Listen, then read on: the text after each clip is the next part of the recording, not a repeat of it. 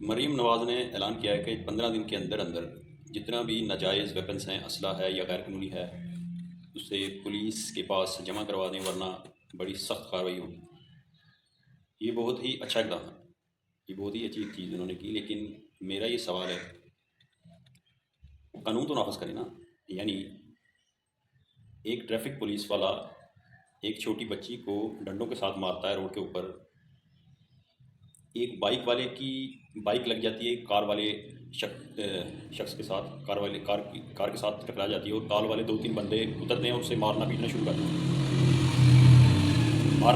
کرتے ہیں اور اسے ہاتھوں سے اور پاؤں سے پکڑ کے بڑا بے دردی سے مارتے ہیں، ٹھیک ہے۔ پولیس گھروں میں گھس جاتی ہے، چار دیواری کی عزت پامال کرتی ہے، برباد کرتی ہے۔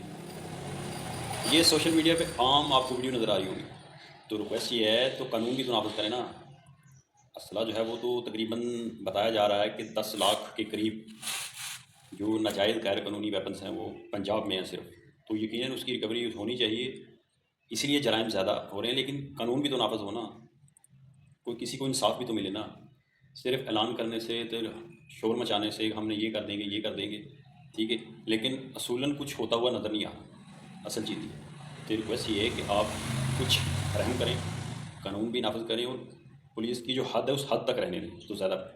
یعنی بہتر ہوگا، زیادہ اچھا ہوگا عوام کے لیے اور گورنمنٹ کے لیے۔